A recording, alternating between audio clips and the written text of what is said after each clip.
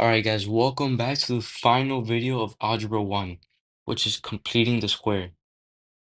Wait, sorry, it's completing the square. So from standard form to vertex form. So what is it? The goal today is to complete the square is a method used to convert a quadratic expression into standard form. So for example, this is the form, and then here's into a perfect square form. So visualizing the concept, imagine x squared as a large square with side length x. The term bx is a rectangle, right? If we split this rectangle into two halves and place them on the sides, we see a missing corner. To complete the square, we must add that small corner piece, which has an area of divided by 2 to the power of 2, okay? So why do we need this? We need to find the vertex. It helps us instantly find the maximum or minimum point of a parabola, okay? Then it also solves the equation. It solves quadratic equations even when you cannot factor them easily. And then graphing. It makes graphing parabolas much faster by identifying shifts and transformations. So imagine number. To make x squared plus bx a perfect square, follow these steps. We first have to identify b, look at the coefficient of the x term, then divide it by 2, which results in b divided by 2, b divided by 2.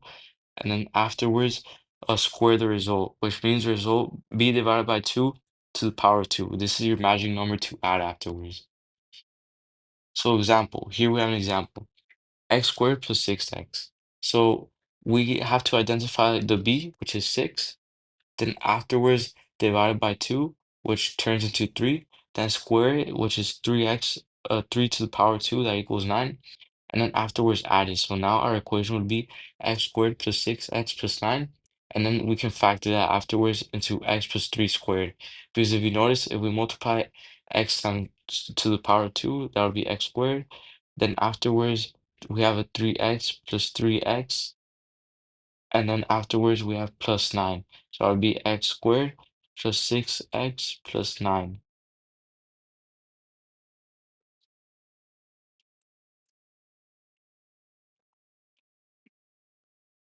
So then these are the steps, move the constant to the right, then find the magic number and add to both sides.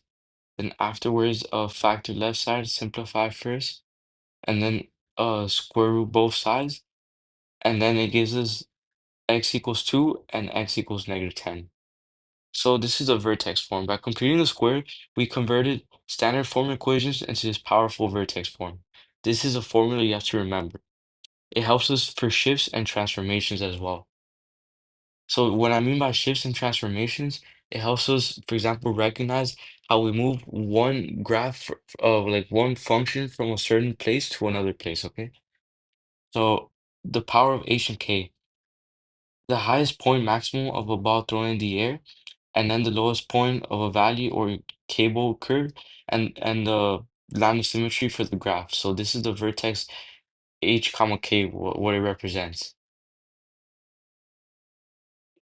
So here we have real life projectiles. Like if the path of a basketball is given by h of t equals -16t squared plus 32t plus 6, find the highest point is hard in this form. So by completing the square, we find a vertex form, which instantly tells us when the ball peaks and how high it goes, you know?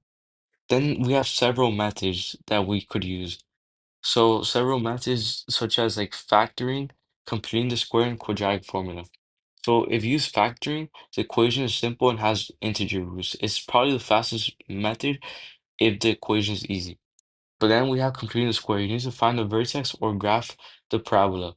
Gives vertex form instantly, works when factoring fails, okay? And then we have a quadratic formula. Numbers are messy, large, or decimal. Works for any quadratic equation. So if you have a hard like equation, always use a quadratic formula. But since we're right now trying to learn completing the square, use completing the square when factoring fails. So if you have any questions, please let me know through my email. And yeah, this is it. We completed Algebra 1. So thank you guys for watching this video. And from now on, I'll start posting more geometry stuff. And then after geometry, I'll post uh Algebra 2 content, and then afterwards AP Pre-Calculus. So thank you guys for watching this video, and I hope you guys understood completing the square, and I'll see you in the next one. Thank you.